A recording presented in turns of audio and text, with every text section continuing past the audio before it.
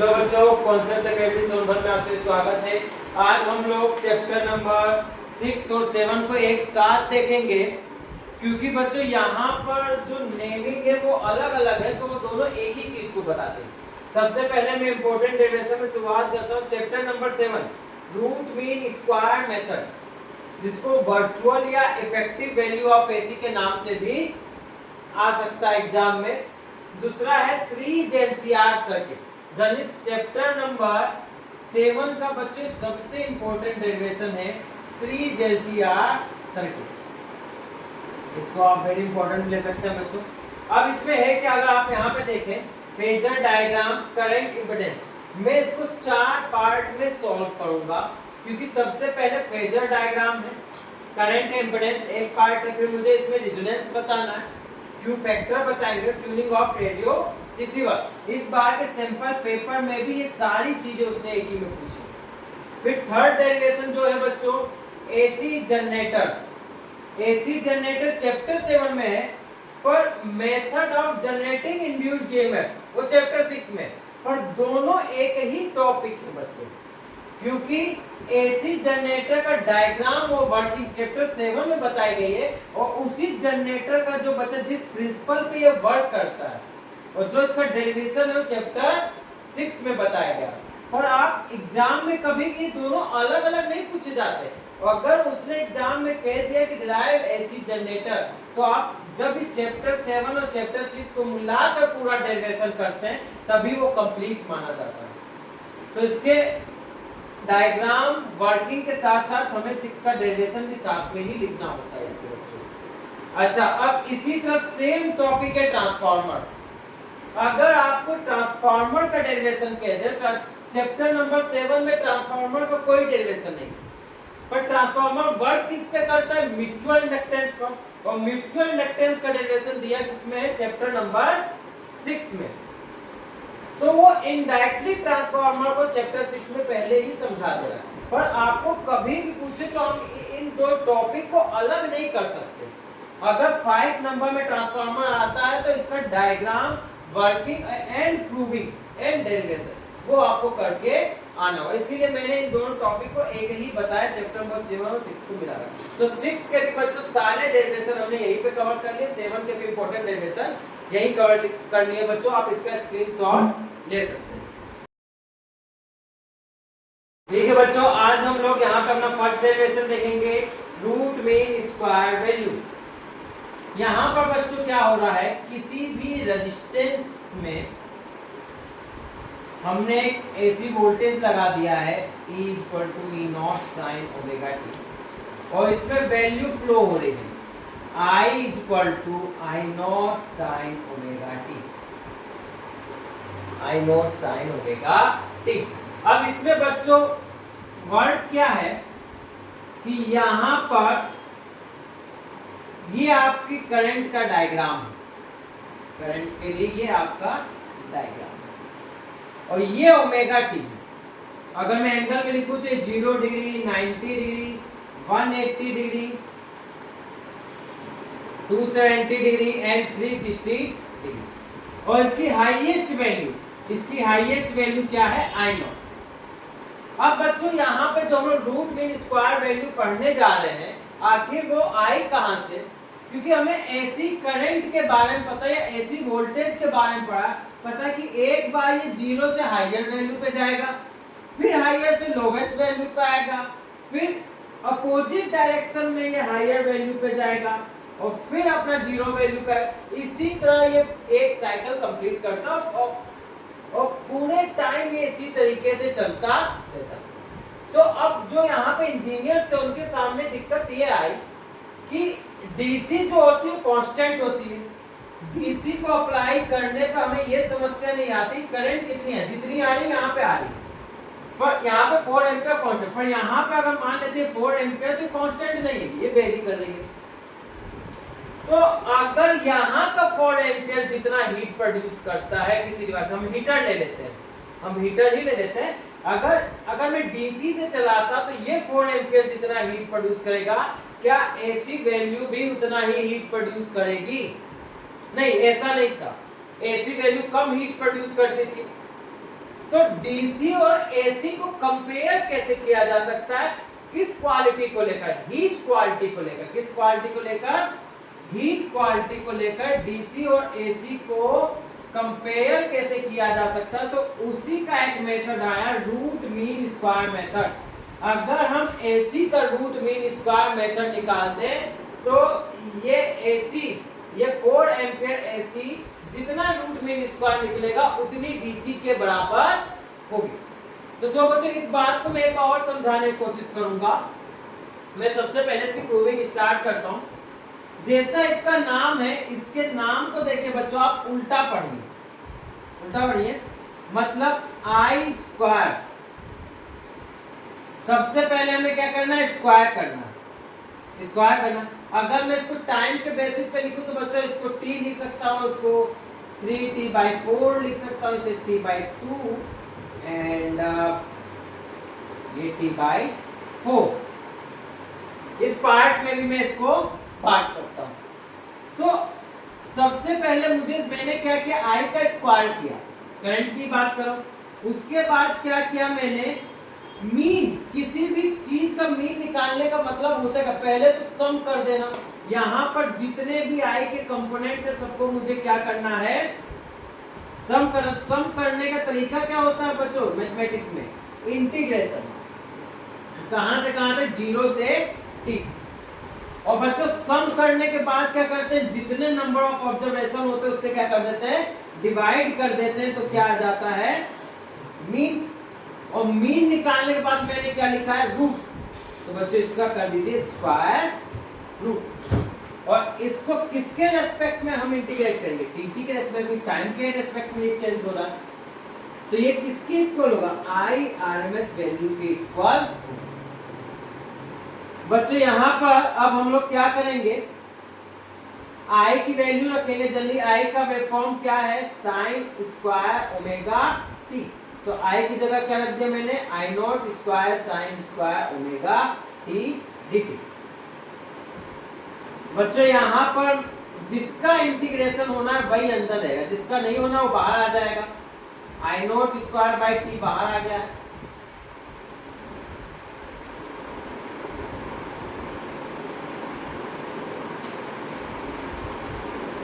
अब यहां पर देखिए बच्चों, आई नॉट बाहर आ जाएगा, 1/t अंदर रहेगा।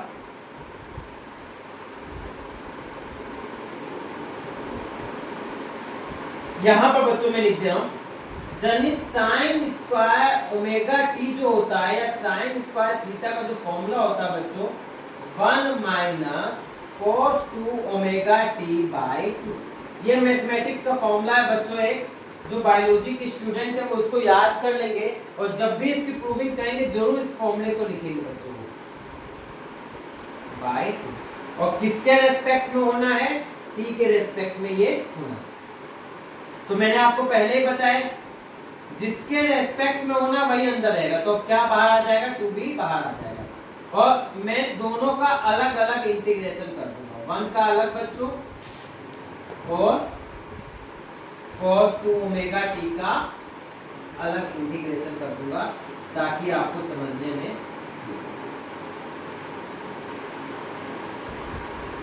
तो आई आरएमएस वैल्यू इक्वल टू क्या बन जाएगा बच्चों? यहाँ पे देखिए ध्यान से, ये जो वैल्यू है आई नॉट √1/2t। 1 का इंटीग्रेशन क्या होता है बच्चों? जिसके रेस्पेक्ट में हो रहा वही आ जाता है। क्या आएगा? t। और इस पे लिमिट क्या लग जाएगी? 0 to t। cos 2 omega t का इंटीग्रेशन क्या होता है बच्चों? sin 2 omega t by 2 omega. और लिमिट क्या लग जाएगी? 0 to t। इसको और सॉल्व करते हैं बच्चों हम लोग। यहाँ पे लिमिट की वैल्यू रख देंगे, इसमें लिमिट की वैल्यू रखेंगे तो क्या है बच्चों? Higher limit minus lower limit, upper limit minus lower limit. और यहाँ पे रखेंगे तो बच्चों क्या होगा? जनरली ओमेगा की वैल्यू क्या होती है बच्चों? ओमेगा की वैल्यू होती है 2π/t। वो वैल्यू भी मैं रखूंगा और साथ में ये अपर वैल्यू भी रखूंगा मैं, माइनस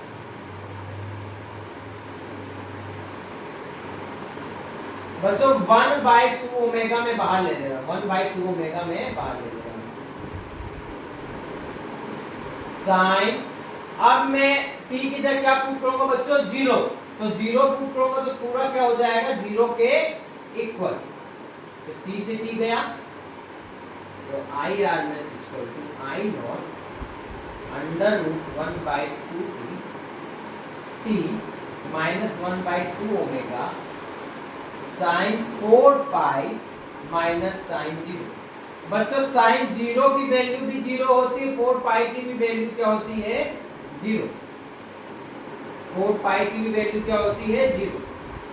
तो यहां पर बच्चों मैं क्या कर सकता हूं, 1/2 t माइनस 1/2 ओमेगा 0 माइनस 0, तो ये पूरा ही 0 हो गया बच्चों। तो बचा क्या अंदर, 1/2 t इंटू t, तो बच्चों आया क्या, I naught by root T, यही आरएमएस वैल्यू होती है। अगर मैं इसका रेशनलाइजेशन कर दूं तो बच्चों आप देखेंगे कि √2 का ऊपर और नीचे इनटू कर दूं तो I नॉट √2/2।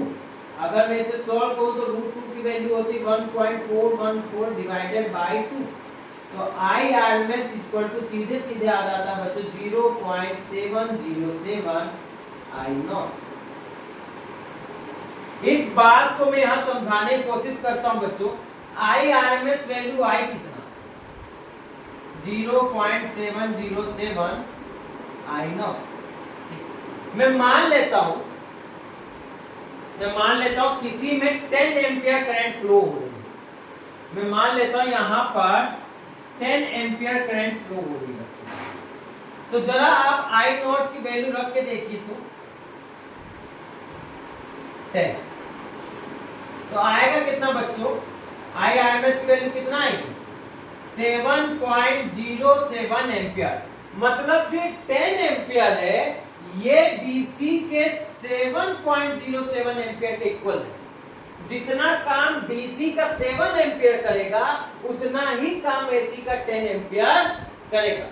अच्छा इसी बात को मैं और समझाता हूं बच्चों, आप वोल्टेज में भी अगर ERMS निकालेंगे तो सेम प्रूविंग यही होगी, और वो भी कितना आएगा 0.707 E नॉट। अगर मान लीजिए आप एसी वैल्यू की मैक्सिमम E नॉट क्या, एसी की मैक्सिमम वैल्यू 100 वोल्ट दे रहे हैं, तो ERMS कितना आएगा 0.707 इंटू 100 70.7 वोल्ट। मतलब एसी का 100 वोल्ट और डीसी का 70 वोल्ट, एसी का 100 वोल्ट और डीसी का 70 वोल्ट दोनों उतनी एक जैसी हीटिंग प्रोड्यूस करेंगे। क्योंकि हमने यहाँ पर कौन सी क्वालिटी कंपेयर की है, हीट क्वालिटी को कंपेयर किया है, तो ये दोनों एक जैसा ही यहाँ पर नेचर दिखाएंगे। और सेम इसी तरह बच्चों आपके घरों में होता है, आपके घरों में जो वोल्टेज आता है वो आता है बच्चों 311 वोल्ट के लगभग आता है बच्चों को, वो होती है पीक वैल्यू एसी की। पर आरएमएस वैल्यू कितनी घर तक आती है बच्चों, 220 वोल्ट, 220 वोल्ट। क्योंकि कभी भी एसी की हम आरएमएस वैल्यू ही बोलते हैं घर में। जो 220 वोल्ट है वो क्या है बच्चों, जो 220 वोल्ट है वो क्या है, वो आरएमएस वैल्यू है। आरएमएस वैल्यू है एसी की। अगर आप इसकी एक्चुअल वैल्यू निकालेंगे तो 311 वोल्ट के आसपास आएगी मैक्सिमम वैल्यू। पर कभी भी एसी की हर जगह कौन सी वैल्यू बोली जाती है, आरएमएस वैल्यू ही बोली जाती है, क्योंकि वो उतना ही वर्क करती है, जितना मैक्सिमम वैल्यू होती है वो उतना वर्क नहीं कर पाती। ठीक है बच्चों, मुझे उम्मीद है कि आपको ये समझ में आया होगा। आप इसका स्क्रीनशॉट ले सकते हैं। आज बच्चों हम लोग यहाँ पर सेकेंड डेरिवेशन एलसीआर सीरीज को सर्किट को देखेंगे। यहाँ पर बच्चों एक रेजिस्टेंस लगा हुआ है, इंडक्टेंस एंड कैपेसिटर एक ही सर्किट में सीरीज में कनेक्ट है, और यहाँ पे एसी सप्लाई इनको दे दी। एसी सप्लाई का मतलब बच्चों क्या, E = E0 sin ओमेगा। ई नॉट साइन ओमेगा टी, और आई भी यही होगा। अब बच्चों यहाँ पर आई नॉट समझ, ये रेजिस्टेंस हो गया, ये इंडक्टेंस हो गया, ये कैपेसिटर हो गया। अगर मैं पूछूं यहाँ पर कितना वोल्टेज ड्रॉप हुआ है तो V R I R, V R V L I L I X L, और वी सी आई एक्स। ये क्या हुआ, इसमें वोल्टेज ड्रॉप हुआ बच्चों। यहां पर क्या है कि जैसे रेजिस्टेंस करंट को रोकता है, इसके केस में हम इसे क्या कहते हैं, रेजिस्टेंस। वैसे जो एक्सएल और एक्सी है इसे हम क्या कहते हैं बच्चों, रिएक्टेंस। क्या कहते हैं, रिएक्टेंस। ये भी किस चीज का वर्क का काम करती है, करंट को रोकने का वर्क ये करती है। मैं इसी में एक चीज आपको और समझा देता हूं।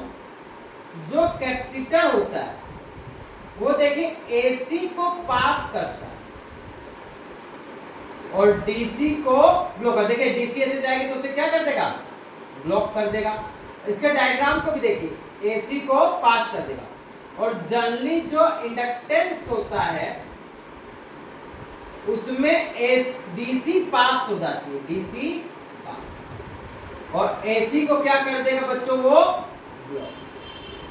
तो ये बात आप हमेशा ध्यान रखिएगा, कैपेसिटर और इंडक्टेंस कैसे ध्यान रखिएगा कि एसी को पास करता है, डीसी को ब्लॉक करता है, तभी कैपेसिटर डीसी से चार्ज होता है।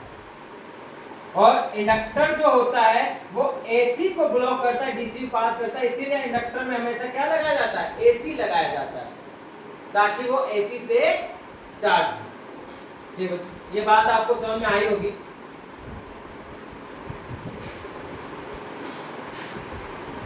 यहां पर बच्चों अगर ई वेक्टर है तो ई नॉट क्या है, ई नॉट क्या है, उसका मैग्नीट्यूड क्या है, मैग्नीट्यूड। आप इस बात में कंफ्यूज मत होइएगा बच्चों। अगर आई वेक्टर है तो आई नॉट क्या है, उसका मैग्नीट्यूड। अगर वी आर एक वेक्टर है तो वी नॉट आर अगर मैं लिखूंगा तो समझ जाएंगे बच्चों ये क्या है, मैग्नीट्यूड। वी सी वेक्टर है तो इसका मैग्नीट्यूड क्या है, वी नॉट सी मैग्नीट्यूड। ये रिप्रेजेंट करने का मेरा तरीका है बच्चों कि इसी तरीके से बुक में भी रिप्रेजेंट किया गया है वेक्टर और उसके मैग्नीट्यूड को। वेक्टर उसके मैग्नीट्यूड को यहाँ पे नीचे नोट लगा दूंगा, ऊपर है कि ये एल का वोल्टेज है, तो ये इसका मैग्नीट्यूड। सबसे पहले मैं इसकी क्वालिटी जान लेता हूं। मैं रिएक्टेंस को मिटा रहा हूं बच्चों, आप नोट करते रहेंगे साथ साथ। रेजिस्टेंस की क्वालिटी क्या होती है बच्चों, की क्वालिटी ध्यान रखेंगे कि जिस डायरेक्शन में वोल्टेज होता है उसी डायरेक्शन में क्या होती है, करंट। ये रेजिस्टेंस की क्वालिटी होती है बच्चों। इंडक्टेंस की क्वालिटी क्या होती है बच्चों, जिस डायरेक्शन में वोल्टेज होता है उससे 90 डिग्री लेग करता है करंट। और कैपेसिटेंस की क्वालिटी क्या होती है, इसमें जो करंट होती है वो 90 डिग्री लीड करती है। अगर मैं बताना चाहूं तो रजिस्टर में जिस समय वोल्टेज स्टार्ट होता है उसी समय करंट भी आ जाती है। पर इंडक्टेंस के केस में वोल्टेज पहले आता है, करंट बाद में। और कैपेसिटेंस केस में करंट पहले आ जाती है, करंट रोल करने लगे ना, वर्क करने लगे, वोल्टेज कब आएगा, बाद में। ठीक, अब सबसे पहले बच्चों हम लोग इसका क्या बनाएंगे, फेजर डायग्राम बनाएंगे। फेजर डायग्राम में आप देखिए बच्चों, मैं चलिए यहाँ फेजर डायग्राम बना देता हूँ। यहाँ पर मैं सबसे पहले रेजिस्टेंस के लिए बताऊंगा। मैं यहाँ पे एक्स एक्सिस और वाई एक्सिस मान लेते हैं, एक्स एक्सिस और ये वाई एक्सिस। मान लेता हूँ कि रेजिस्टेंस का जो वोल्टेज है वी आर वो इस डायरेक्शन में है। अब जिस डायरेक्शन में वी आर रहेगा उसी डायरेक्शन में क्या रहेगी, करंट रहेगी, ये अभी लोगों ने माना है। अब इसके बाद जो वीएल है, देखो तीनों में बच्चों क्या सेम है, सीरीज में क्या चीज सेम होती, करंट सेम होती। तो जो VL है वो करंट से क्या करेगा, लीड करेगा 90 डिग्री। तो इसीलिए VL किधर की ओर बनेगा, ये हो गया VL वेक्टर कहां पर, 90 डिग्री पर। और जो VC है वो करंट से क्या करेगा, लेग करेगा 90 डिग्री। तो इसी के 90 डिग्री पर क्या बनेगा बच्चों। अब मैं ये लेट कर रहा हूं, मैं यहां लेट कर लेता हूं कि VL greater than VC, VL greater than VC। तभी मैंने VL की लाइन बड़ी बनाई। अब बच्चों देखिए मैंने VL की लाइन जो है वो बड़ी बनाई। अब अगर आप दो वेक्टर 180 डिग्री में रखे हुए हैं, अगर उसका रिजल्टेंट निकालेंगे तो डायरेक्ट आप दोनों को माइनस कर दीजिए तो उसका रिजल्टेंट आ जाएगा। तो ये मान लेता हूं मैं आ गया VL minus VC, VL minus VC। अगर दो वेक्टर का रिजल्टेंट निकालना है, अगर मैं VR वेक्टर और VL माइनस VC वेक्टर का रिजल्टेंट निकालूं तो पैरेललोग्राम लॉ को यूज करूंगा मैं। तो मैं इसके पैरेलल एक लाइन खींच दूंगा और यहाँ इसके पैरेलल एक लाइन खींचूंगा। तो ये जो डायगोनल्स होगा वो क्या होगा बच्चा, इसका रिजल्टेंट होगा। और पूरे वोल्टेज का रिजल्टेंट क्या है, E। पूरे वोल्टेज का रिजल्टेंट क्या है, E वेक्टर मिलेगा। और E वेक्टर बच्चों कितने एंगल पे है, देखिए एंगल यहाँ लिखा हुआ ओमेगा टी, ये एंगल मैंने दिखा दिया ओमेगा टी। और ये हो गया दोनों के बीच में कितना हो गया, फाइव। मतलब अगर मैं यहाँ फेजर में लिखना चाहूं तो E vector equal to E naught sine omega T और I equal to I naught sine omega T minus 5। ये I जो है वो क्या कर रही है, 5 डिग्री लेग कर रही है, लेग कर रही है। अच्छा इसी में बच्चों अगर मैं ध्यान से देखूं तो ये रेजिस्टेंस है, इसके 90 डिग्री पे है क्या, VL माइनस VC। अगर मैं लिखना चाहूं तो XL माइनस XC भी लिख सकता हूं, क्योंकि VL माइनस VC क्या होगा, IXL माइनस XC। तो ये क्या बन जाएगा यहाँ पर बच्चों, इसका इम्पीडेंस निकल जाएगा। इसको हम लोग कहते हैं इम्पीडेंस ट्रायंगल। मैं इसे फाइस दिखा सकता हूँ, इम्पीडेंस। और ये क्या हो गया, फेजर डायग्राम। ये फेजर डायग्राम मैंने बना दिया बच्चों, ये फेजर डायग्राम वहां पर बन चुका है। अब मैं स्टार्ट करता हूं बच्चों इसकी प्रूविंग करना। तो आप ट्रायंगल देखिए OAB, OAB, in triangle OAB क्या पाइथागोरस थ्योरम उसमें लग सकता है बच्चों, पाइथागोरस थ्योरम लगा बच्चों। अब मैं सबका क्या लूंगा, मैग्नीट्यूड लूंगा। तो मैग्नीट्यूड लूंगा तो क्या होगा, E naught square equal to V naught R square plus V naught L minus V naught C का होल स्क्वायर। अगर मैं यहाँ V नॉट R की वैल्यू रखूं तो बच्चों है क्या, I naught R whole square plus I naught XL minus I naught XC। बच्चों अब मैं फिर से बता दे रहा हूँ, मैं इसके मैग्नीट्यूड को रख रहा हूँ, खाली डायरेक्शन में यहाँ बात नहीं कर रहा हूँ, मैं खाली इनके मैग्नीट्यूड को रख रहा हूँ। तो यहाँ पर देखिए बच्चों, यहाँ पे अब क्या होगा, I नॉट स्क्वायर में सभी से कॉमन ले लूंगा तो बचेगा क्या, R square plus XL minus XC का होल स्क्वायर। तो I naught square equal to बच्चों हम लोग क्या कह सकते हैं, E naught square divided by R square plus XL minus XC का होल स्क्वायर। तो I नॉट इक्वल टू मैं कितना कह सकता हूँ बच्चों, E naught under root R square plus XL minus XC का होल स्क्वायर। अब बच्चों अगर मैं यहाँ इम्पीडेंस ट्रायंगल को सॉल्व करूं तो अगर मैं इस पे फॉर्मूला लगाऊं तो ये बन कितना रहा है, बेस का square plus XL minus XC का होल स्क्वायर। तो मतलब सेम फॉर्मूला मुझे मिल रहा है, तो मैं इसकी जगह क्या पुट कर सकता हूं, I naught equal to E naught by Z। मतलब ये हमें वैल्यू मिलती है, हमें I नॉट मिलता है इस पूरे सर्किट में।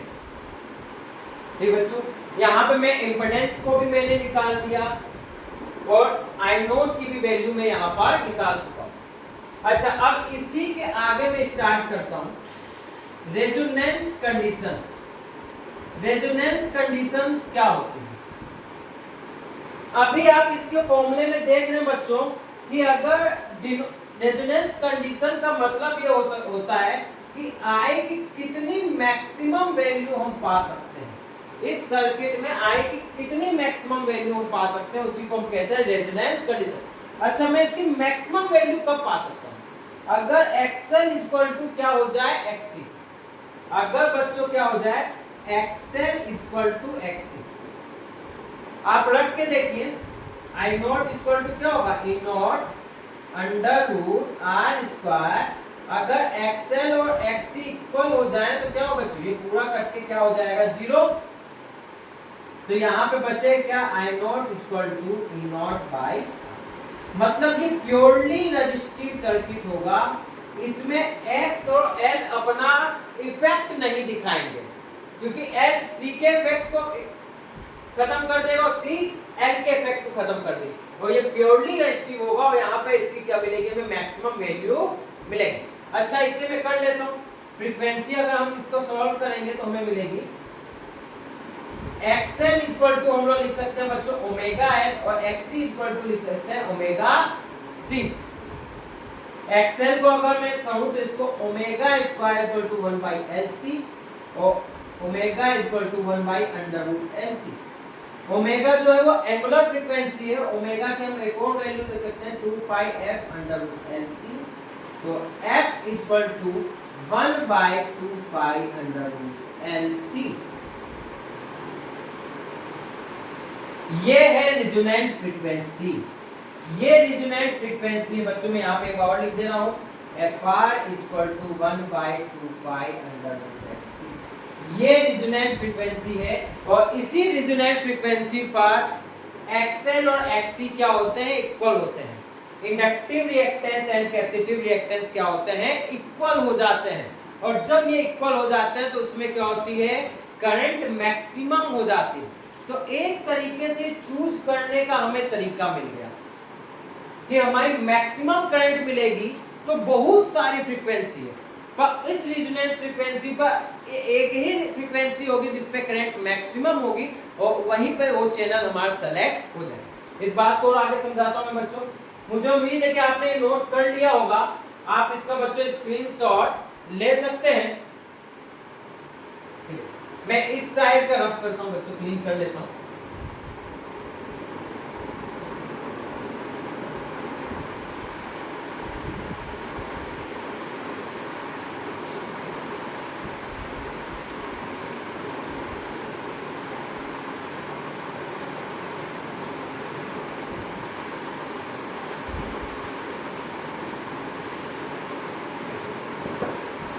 यहां पर क्या बच्चों आई नॉट में हमें ये पता लगा कि एक रेजोनेंट फ्रीक्वेंसी है। अच्छा, आपको कहीं इसका एग्जांपल भी मिलता होगा कि कभी भी ब्रिज पर मिलिट्री वाले कदम ताल को अपनी बिगाड़ देते हैं। कभी भी वो ब्रिज पर एक कदम ताल से नहीं चलते, वे एक साथ अपना पांव जमीन में नहीं रखते पटक कर। क्यों?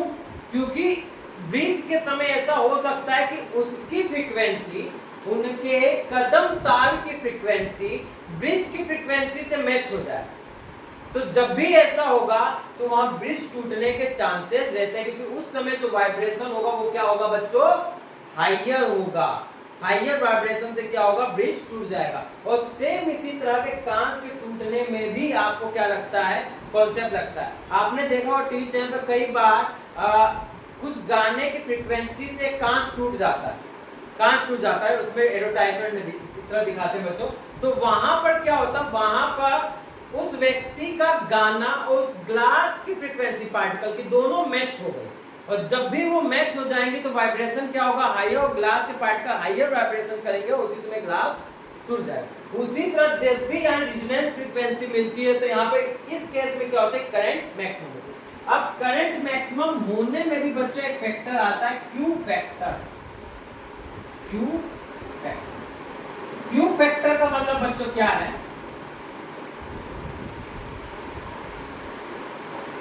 ये हो गया बच्चों आपका ओमेगा, और यहां पे हो गई बच्चों आपका आई।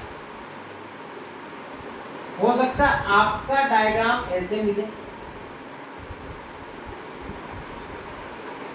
ये हो गई रेजोनेंस फ्रीक्वेंसी जिस पे करंट मैक्सिमम होगी। मतलब रेजिस्टेंस जितना अधिक होगा उतना मैक्सिमम करंट की क्वालिटी खराब होगी। जितना रेजिस्टेंस हम कम करते जाएंगे मॉडरेट, ये क्या होगा मॉडरेट, और ये क्या होगा, मतलब कहीं ना कहीं क्यू फैक्टर का मतलब क्या है, शार्पनेस। क्यू फैक्टर का बच्चों मतलब क्या है, शार्पनेस, कि जो हमें ये करंट मिल रही है उसकी शार्पनेस कितनी है, उसकी रेंज कितनी है। मतलब अगर कोई मुझे कहे कि 2 से 5 एम्पियर के बीच, या मैं कह रहा हूं मुझे कोई कहे 1 से 10 एम्पियर के बीच, तो शार्पनेस की बहुत ज्यादा करंट है बच्चों, यहाँ पे इसके बीच में कोई भी करंट सेलेक्ट हो सकती है। अच्छा, और शार्प करने का मतलब क्या है, मैं मॉडरेट लेवल पे आता हूँ 3 to 7 एम्पियर, और मिड में आता हूँ तो 4 to 5 एम्पियर, इसकी शार्पनेस देखिए कितनी ज्यादा है। तो इस शार्पनेस लेवल की बात कर रहा है कि मुझे आई मैक्सिमम की शार्पनेस कैसे मिलेगी। अच्छा, शार्पनेस की क्यों बात कर रहा है, क्योंकि बच्चों जब आप एंटीना लगाते हैं अपनी छतों पर तो उसमें इसी शार्पनेस की वजह से ही चैनल सेलेक्ट होता है। अगर आप मानिए कि आपने एक चैनल सेलेक्ट किया, आपके सामने 3-4 चैनल आगे पीछे बराबर आने लगे, तो सेलेक्ट करके आप 3 दबा रहे हो, आ रहा है 7 चैनल, आप 7 क्लिक कर रहे हैं, आ गया दूसरा चैनल, तो वहां पे क्या क्यू फैक्टर क्या उसका गड़बड़ है। तो इस शार्पनेस को बताने के लिए बच्चों क्यू फैक्टर को लाया गया, और क्यू फैक्टर का फॉर्मूला क्या बना,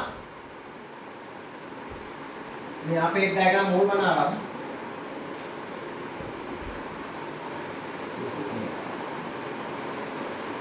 ये हुई मैक्सिमम करंट और ये हुई क्या कहते हैं उसकी मिनिमम करंट। मतलब मैंने आरएमएस वैल्यू उसकी ले ली, क्या ले ली, आरएमएस वैल्यू।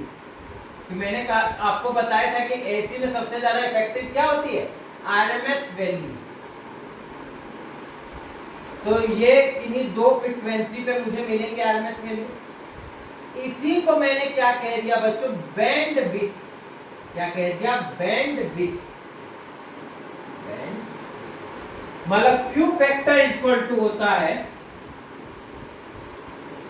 क्यू फैक्टर या शार्पनेस इक्वल टू होता है resonance frequency, resonance frequency divided by band width. अगर मैं इसको लिखना चाहूं तो बच्चों क्या लिख सकता हूं, omega R by omega 2 minus omega 1।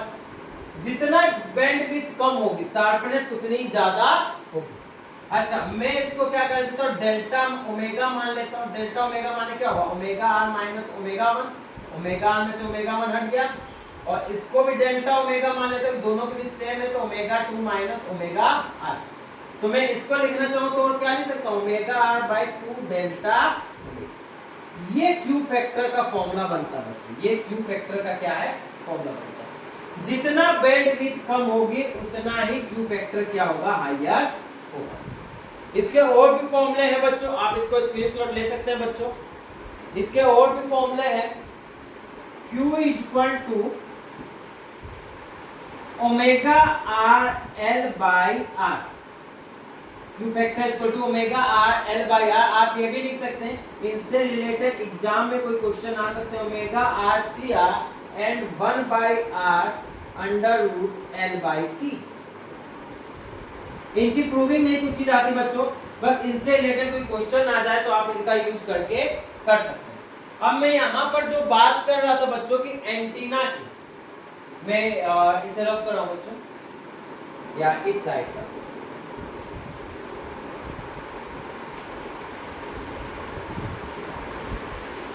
Tuning topic के हम लोग आते हैं, रिसीवर। ये बच्चों हमारा कोई एंटीना है,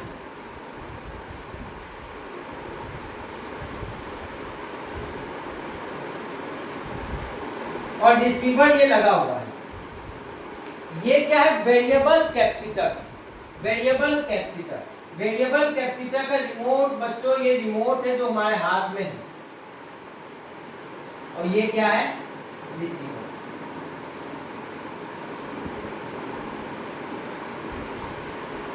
बच्चों इसके पास बहुत सारी फ्रीक्वेंसी आ रही, बहुत सारी, हजारों फ्रीक्वेंसी आ रही है, F1, F2, F3, F4, F5, हजारों फ्रीक्वेंसी एंटीना के पास आ रही है। पर कोई एक फ्रीक्वेंसी होगी जिस पर L और C क्या होंगे, इक्वल होंगे। कोई एक फ्रीक्वेंसी, आपने मान लिया रिमोट में 5 नंबर क्लिक किया और सोनी चैनल लगाने के लिए आपने 5 नंबर क्लिक किया, तो किसी एक फ्रीक्वेंसी पर, इसमें लाखों फ्रीक्वेंसी आ रही, पर किसी एक फ्रीक्वेंसी, मान लिया ऐसे 4 पर, क्या होगा, L और C बराबर हो जाएंगे, और L और C जैसे ही बराबर होंगे F4 सेलेक्ट होगा और I क्या हो जाएगा, मैक्सिमम, और I मैक्सिमम होते ही आपका चैनल क्या हो जाएगा, इस एंटीना से रिसीव होना चालू हो जाएगा। मतलब L और C के रेजोनेंस फ्रीक्वेंसी के कारण आप बाकी सारी फ्रीक्वेंसी को ब्लॉक कर दे रहे हो, खाली मन चाहे रेजोनेंस फ्रीक्वेंसी को अंदर पास कर दे रहे हो, आपका चैनल आपको दिख रहा है। और अगर इसकी शार्पनेस खराब होगी, अगर आप इसकी शार्पनेस खराब होगी तो दिक्कत क्या होगी, आप सोनी लगाना चाह रहे हो, लग जा रहा है आज तक। मतलब शार्पनेस खराब होने से, शार्पनेस जितनी अच्छी होगी उतना ही अच्छा आप जो चाह रहे वही चैनल लगेगा। ठीक बच्चों, मैं उम्मीद करता हूं कि आपको ये पूरा एनसीईआरटी टॉपिक समझ में आया होगा। ठीक है, आप इसका स्क्रीनशॉट ले सकते हैं, और पसंद आया तो चैनल को भी आप जरूर सब्सक्राइब करिए और बेल आइकन बटन जरूर दबाइए। बच्चों हम लोग अपना थर्ड डेरिवेशन देखेंगे, एसी जनरेटर। एसी जनरेटर, तो सबसे पहले एसी जनरेटर बच्चों बनता कैसे, हम लोग इस बारे में देख लेते हैं। हम लोग एक परमानेंट मैग्नेट लेते हैं, strong permanent magnet, north and south बच्चों, और इस स्ट्रॉन्ग परमानेंट मैग्नेट के बीच में बच्चों हम लोग क्या करते हैं, एक कॉइल रख देते हैं। जनरली मैंने यहां पे एक सिंगल कॉइल ली है, पर आप असली जनरेटर में देखेंगे तो बच्चों यहां पे बहुत सारी कॉइल लगी रहती है, n नंबर्स ऑफ कॉइल लगी रहती है, 1000, 2000, 50,000, इतनी सारी नंबर ऑफ कॉइल्स लगी रहती है। जनरली हमें पता है कि जो मैग्नेट होती है, नॉर्थ से साउथ की तरफ मैग्नेटिक फील्ड जो होता है बच्चों, उसका डायरेक्शन, ये क्या हो गया बच्चों, ये मैग्नेटिक फील्ड का आपका डायरेक्शन हो गया बी का। उसके बाद बच्चों इस कॉइल को हमें क्या करवाना, रोटेट करवाना। मान लो इस एक्सिस के अबाउट में ऐसे क्लॉकवाइज इसे रोटेट करवाना। अब रोटेशन की सबसे बड़ी दिक्कत क्या है बच्चों, कि अगर मैं इसके साथ, ये जनरेटर है, अगर मैं इसके साथ सीधे वायर अटैच करता हूं, सीधे वायर अटैच करके करंट लेता हूं, तो ये पूरे सर्किट को ही तोड़ देगा। तो इसीलिए मैंने यहां पर क्या कर दिया, कि स्लिप रिंग लगा दिया। इस स्लिप रिंग से ही क्या होगा, ये वायर अटैच, इसी स्लिप रिंग से होगा, ये वायर अटैच होगा। और इस स्प्रिंग, ये किसका बना होता है बच्चों, ब्रास का, ब्रास स्लिप रिंग, या इसको कॉक्सियल ब्रास स्लिप रिंग भी कहते हैं बच्चों। ठीक, दोनों को। अब बच्चों यहां पे एक दिक्कत हो रहा है, अगर मैं कॉक्सियल ब्रास स्प्रिंग से डायरेक्ट वायर कॉपर को अटैच करता हूं, तो आप बच्चों कॉपर को कुछ स्पीड से दीवार से घिसटा कर लेके चलिए, उतना हीट और आर्किंग प्रोड्यूस कर देगा कि कॉपर यहां पे बचेगा ही नहीं। तो हमें दूसरी दिक्कत का फेस करना पड़ा कि हम डायरेक्ट मेटल से कॉपर को अटैच नहीं कर सकते। अगर हम अटैच करेंगे तो यहाँ पे आर्किंग जनरेट, क्योंकि ये बहुत हाई स्पीड होती है, यहाँ पे आर्किंग जनरेट हो जाएगी, टेम्परेचर हाई हो जाएगा। तो हमें ऐसा मटेरियल यहाँ पे अटैच करना है जिसका मेल्टिंग पॉइंट भी हाई हो, वो इतना टेम्परेचर भी जनरेट ना करे, उसमें आर्किंग भी ना जनरेट हो। तो बच्चों मेटल है ग्रेफाइट, वो मेटल है ग्रेफाइट, और इसे हम किस नाम से जानते, कार्बन ब्रश से। इसको क्या कहते हैं बच्चों, कार्बन ब्रश। और कार्बन ब्रश की एक खासियत होती है बच्चों, ये जितना गर्म होगा उतना ही सॉफ्ट होता चला जाएगा। और बच्चों यहां पर ग्रेफाइट जो है आपको पता होना चाहिए कि एक अच्छा कंडक्टर है, ये करंट को पास करता है। ये भले नॉन मेटल्स में आता है पर ये एक्सेप्शनल केस में आता है, करंट को पास करता है। ठीक, कौन सा बच्चों? ग्रेफाइट। और प्लांट में जहां जनरेटर लगे होते हैं वहां हर 5 दिन में इस कार्बन ब्रश को चेंज किया जाता है। ठीक बच्चों, अब हम यहाँ इसकी वर्किंग को समझते हैं। ए बी सी डी, मैं इसका नाम रख देता हूं कुछ। सबसे पहले क्या होगा, मैं इस पे फोर्स लगा के इसे रोटेट करवाऊंगा, गोल गोल घुमाऊंगा। तो यहां पे जनरेटर पे बच्चों हमेशा कौन सा रूल लगता है? Fleming right hand rule. Fleming right hand rule. तो फ्लेमिंग राइट हैंड रूल को बच्चों आप यहां पे लगाएंगे तो फादर मदर चाइल्ड, अगर आप ध्यान से देखेंगे बच्चों तो फ्लेमिंग राइट हैंड रूल में मैं 3 को बताता हूं, father mother and child. Father माने force, mother magnet and child माने करंट। तो आप फोर्स जिस डायरेक्शन में लगा रहे हैं उधर थंब को रखिए, आप मैग्नेट इस डायरेक्शन में इधर रखिए, तो जो एक करंट प्रोड्यूस होगा, देखिए फोर्स इस डायरेक्शन में, ये ऊपर की तरफ उठा हुआ है, तो करंट किधर की ओर प्रोड्यूस होगी बच्चों? ऊपर की तरफ जो होगी वो क्या प्रोड्यूस होगी? करंट। सेम ये नीचे की तरफ जाएगा, फोर्स इसमें नीचे की तरफ होगा, तो करंट इसमें कहां प्रोड्यूस होगी? यहां। तो अब इसमें जो ईएमएफ जनरेट होगा, हमने ये रूल पढ़ा है बच्चों, Faraday first law, second law and Lenz law, उसमें यही बताया गया है कि किसी भी चेंजिंग मैग्नेटिक फ्लक्स में, अगर किसी भी सर्किट में मैग्नेटिक फ्लक्स का चेंजेज हो रहा है तो वहां पे क्या इंड्यूस होता है? ईएमएफ। क्या इंड्यूस होता है? ईएमएफ। और लेंज ने इस बात को बताया कि वो किसके, उसका डायरेक्शन क्या होता है बच्चों? अपोजिट होता है। अपोजिट होता है जो उसके कारण प्रोड्यूस करने का है, उस फ्लक्स का डायरेक्शन से क्या होता है? अपोजिट होता है। तो फ्लक्स का बच्चों हम लोग को डेफिनेशन बताया, फ्लक्स का होता है बी डॉट। तो हम लोग यहाँ क्या फ्लक्स की जगह क्या लिख सकते हैं बच्चों? बी डॉट ए क्या है? Area vector of armature. इस फील्ड को बच्चा, इस मैग्नेट को हम फील्ड मैग्नेट कहते हैं, और इसको हम लोग क्या कहते हैं बच्चों? आर्मेचर। ये क्या है? आर्मेचर, जिसके ऊपर किसी सॉफ्ट आयरन के ऊपर एल्युमिनियम या कॉपर के वायर को आप लपेट दे तो किसका वर्क करता है? आर्मेचर का वर्क करेगा। तो बच्चों यहां एक दो तो टर्न्स लगे नहीं हुए, बहुत सारे टर्न्स लगे हुए, तो मैं यहां पे एन भी साथ में लिख देता हूं, N D phi by D T. B dot B A cos theta, dot product आते हो थीटा लगेगा बच्चों।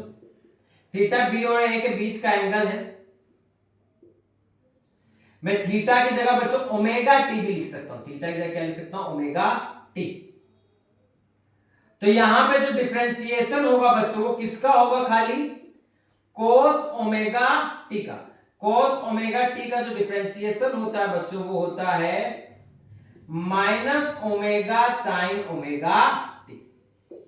तो एन बी ए ओमेगा साइन ओमेगा टी, और एन बी ए ओमेगा को ही बच्चों हम लोग क्या कहते हैं? मैक्सिमम करंट या पीक करंट। ई नॉट मतलब बच्चों क्या? पीक करंट इसको कहते हैं। तो E equal to E naught sine omega T. और अगर आप यहाँ करंट की वैल्यू निकालेंगे तो वो होगा क्या? E by R, E naught sine omega T by R. तो यहां पर हम कह सकते हैं I equal to I naught sine omega T. ये इसका डेरिवेशन हो गया बच्चों, पर इतना ही काफी नहीं है। चैप्टर नंबर 6 में जो समझाया गया है इसके बारे में, उसको भी हमें इसके साथ यहीं पर समझाना होगा। आप इसको बच्चों नोट कर सकते हैं, यहां तक इसे नोट कर सकते हैं।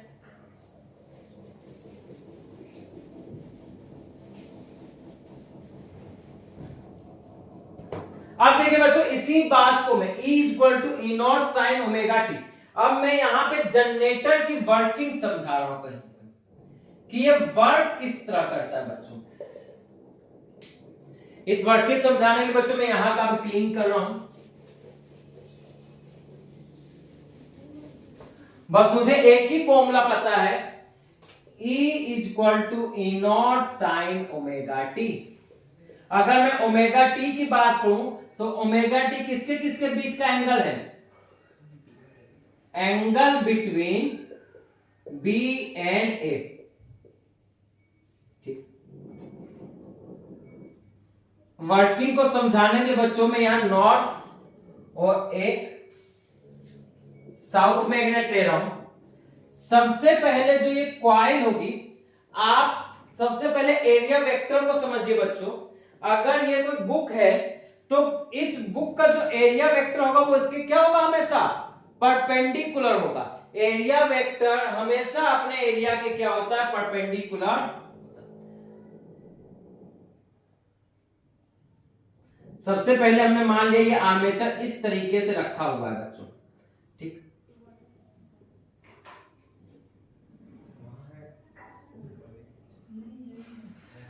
तो मैग्नेटिक फील्ड का डायरेक्शन तो हमेशा ही ऐसे रहेगा बच्चों, और इसका एरिया वेक्टर भी कैसे रहेगा? ऐसा। मतलब कोई यहां पर जो कॉइल थी, आर्मेचर कॉइल कैसे रखी हुई? ऐसे रखी हुई, तो उसका एरिया वेक्टर भी ऐसे होगा। मतलब बी और ए के बीच में एंगल कितना बनना है? 0 डिग्री। 0 डिग्री। तो यहां पर 0 डिग्री पे करंट क्या होगी? मैक्सिमम होगी। पर हमें चालू किससे करना है? 0 से। हमें 0 से स्टार्ट करना है। तो सबसे पहले मैं क्या करूंगा बच्चों? नहीं सॉरी, यहां पे फॉर्मूला तो साइन ओमेगा टी है ना, साइन ओमेगा टी फॉर्मूला है। तो यहां पे क्या साइन 0 पे क्या होगा? ई नॉट 0 हो जाएगा। तो यहां पे स्टार्ट होगा 0 से। मतलब बी और ए क्या है बच्चों? एक ही डायरेक्शन में है। इनके बीच में एंगल कितना बन रहा है? 0 डिग्री। और साइन 0 की वैल्यू क्या होती है? E equal to E sine 0 degree. कितना आ जाएगा? E equal to E naught 0। Sine 0 की वैल्यू 0। अब जैसे ही ये वेक्टर बच्चों ये एक राउंड ऐसे घूमता है, इस तरह करते हुए ये एक राउंड इस तरीके से आया।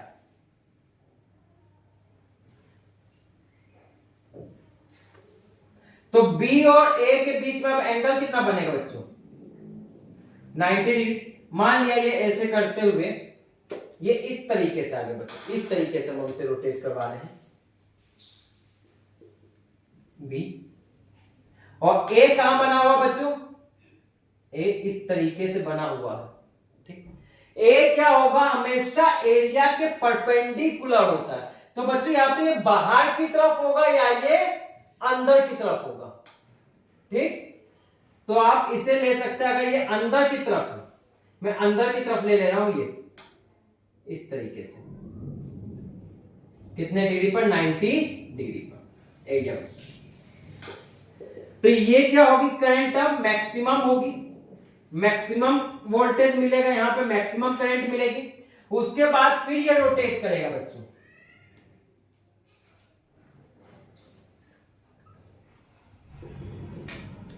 फिर हमें करंट क्या मिलेगा? वोल्टेज 0। और ये सेम इसी तरह होते हुए आगे बढ़ता चला जाएगा बच्चों। इसका फुल्ली डायग्राम जो है बच्चों यहां पर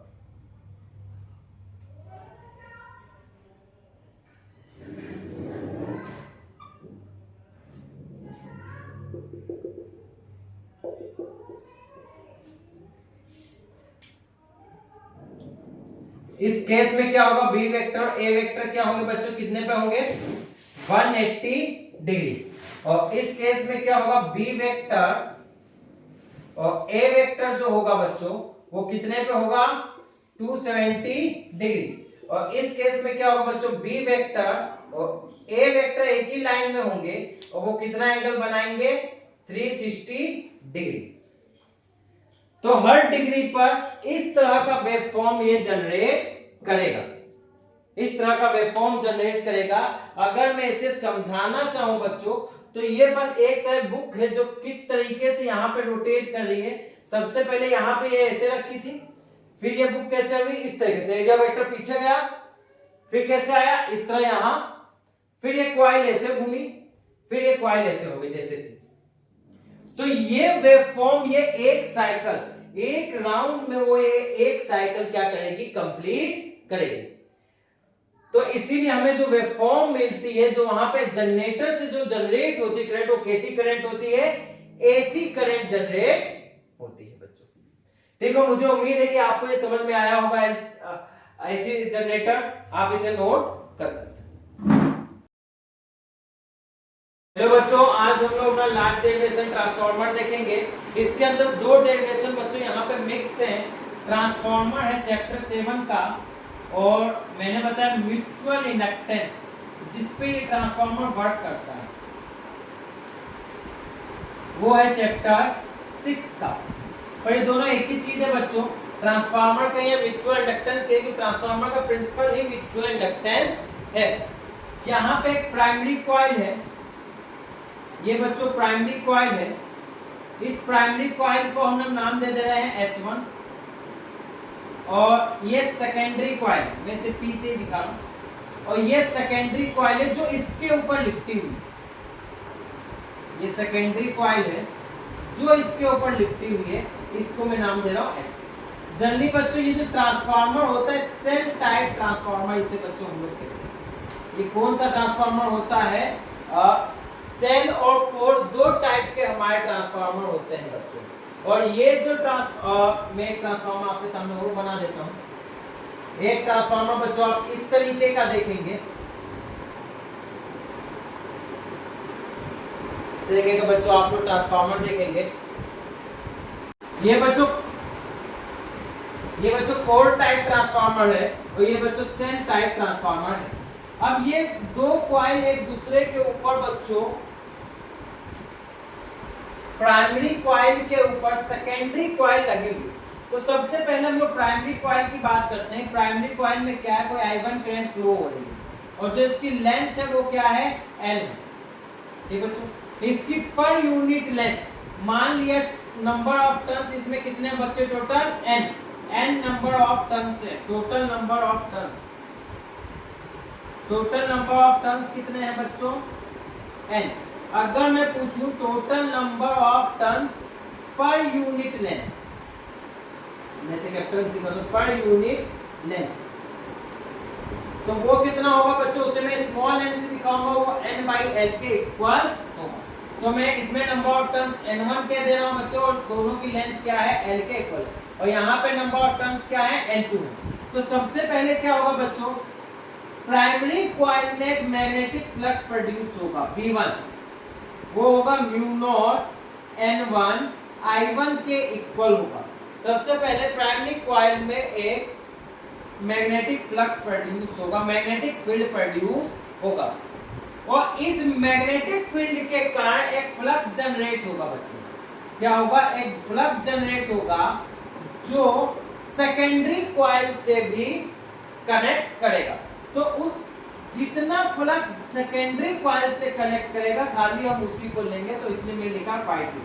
तो ∅2 आया किसके कारण, V1 के कारण। V1 डॉट A, और इसमें एक दो तो टर्न्स है नहीं, टोटल कितने बच्चों, N1 नंबर ऑफ टर्न्स है, जितने यहाँ पे टर्न्स लिए गए। तो यहाँ पे जो N2 टर्न्स की मैं बात करूंगा, क्योंकि मैं N2 टर्न्स में जो फ्लक्स इंड्यूस हो रहा है, मैं उसी की यहाँ पे बात कर रहा हूँ।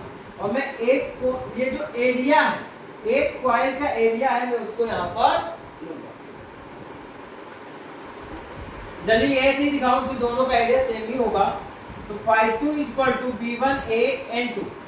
अब यहाँ पे बच्चों mutual inductance on 2 with respect to 1, मतलब 2 पर पहले के कारण जो म्यूचुअल इंडक्टेंस, जो इंडक्टेंस आया, उसका फॉर्मूला क्या होता है बच्चों, ∅2 बाई I1। अच्छा बच्चों, मैं इसको यहाँ पे और सॉल्व कर लेता हूँ। V1 की वैल्यू रख देता हूँ mu naught N1 I1 A N2। अब मैं इस वैल्यू को यहाँ रख देता हूँ mu naught N1 I1 A N2 divided by I1 से गया, तो बच्चों यहाँ पे आएगा mu naught N1 A N2। अगर मैं N2 को लिखना चाहूँ तो M21 इक्वल टू N1 को मैं क्या लिख सकता हूँ बच्चों, N1 बाई L N2A। यही होता है म्यूचुअल इंडक्टेंस का बच्चों फॉर्मूला, यही म्यूचुअल इंडक्टेंस का फॉर्मूला होता है। तो ये मैंने चैप्टर 6 की प्रूविंग अभी की है, जिस प्रिंसिपल पे ट्रांसफार्मर वर्क करता है। अब मैं यहाँ पे कुछ ट्रांसफार्मर की बात कर लेता हूँ। ट्रांसफार्मर जनरली दो टाइप के होते हैं, स्टेप अप ट्रांसफार्मर और step down transformer. Step up का मतलब क्या होता है बच्चों कि यहाँ पे सेकेंडरी साइड में नंबर्स ऑफ टर्न्स की संख्या ज्यादा रहेगी, जिसके कारण इस ये जो वोल्टेज होगा ये वोल्टेज को अप करेंगे। ठीक, यहाँ 100 वोल्ट होगा तो यहाँ 200 वोल्टेज हो जाएगा।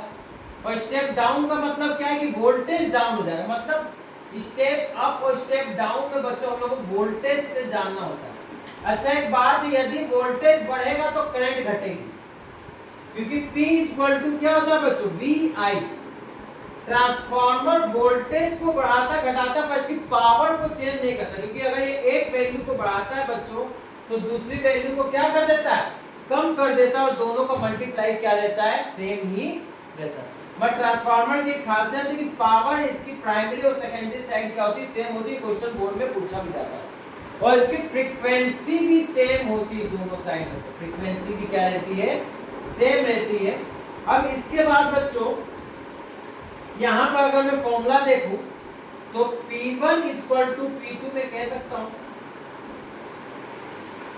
तो V1 I1 equal to V2 I2, जो मैंने करंट यहाँ पे दी I1, और जो वोल्टेज यहाँ पे मैंने अप्लाई किया V1, और जो करंट मुझे यहाँ मिली I2, और जो वोल्टेज रिसीव हुआ मुझे V2। तो V2 by V1 equal to हम लोग क्या कह सकते हैं, I1 बाई। इसी तरह बच्चों अगर मैं V2 इक्वल टू निकालूं तो minus N2 d5 by dt, और V1 इक्वल टू कहूं तो N, क्योंकि प्लस तो दोनों में सेम ही है बच्चों। तो अगर मैं V2 बाई V1 करूं तो क्या मिलेगा बच्चों, N2 बाई, और यहाँ पे क्या निकाला है, I1 बाई। ये ट्रांसफार्मर का फॉर्मूला बच्चों आपके चैप्टर नंबर 7 में बताया गया है। इस फॉर्मूले को यहाँ पर बताया गया। और जनरली ट्रांसफार्मर में दो तरह के लॉसेस होते हैं, एडी करंट लॉस और हिस्टैरिसीस लॉस। जो एडी करंट लॉस होता है वो बच्चा लैमिनेटेड कोर लेने से दूर हो जाता है। ये एमसीक्यू में क्वेश्चन आ सकता है बच्चों कि एडी करंट लॉस कैसे दूर होता है। तो eddy current loss laminated core लेने से दूर हो सकता है। और हिस्टैरिसीस लॉस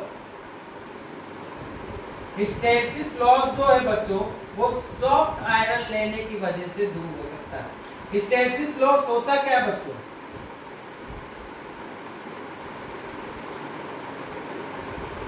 मतलब इस करंट को जो मैग्नेटाइजेशन मैंने किया उसको जीरो करने के लिए मुझे उल्टा अपोजिट करंट यहाँ देनी पड़ी, अपोजिट जो फोर्स देना पड़ा वही क्या है, हिस्टैरिसीस लॉस। तो इसी हिस्टैरिसीस लॉस को कम करने के लिए हम सॉफ्ट आयरन यूज करते हैं। सॉफ्ट आयरन का एक कर्व क्या होता है बच्चों, बहुत ही पतला होता है। ठीक, मुझे उम्मीद है कि आपको यहाँ ट्रांसफार्मर समझ में आया होगा बच्चों। मेन जो है ये प्रूविंग बहुत बार बोर्ड में पूछी जाती है, आप इस प्रूविंग को ध्यान से देख लेंगे म्यूचुअल इंडक्टेंस की। और ट्रांसफार्मर के बारे में पूछा जाता है तो आप इसे लिख लेंगे बच्चों, आप इसका स्क्रीनशॉट ले सकते हैं।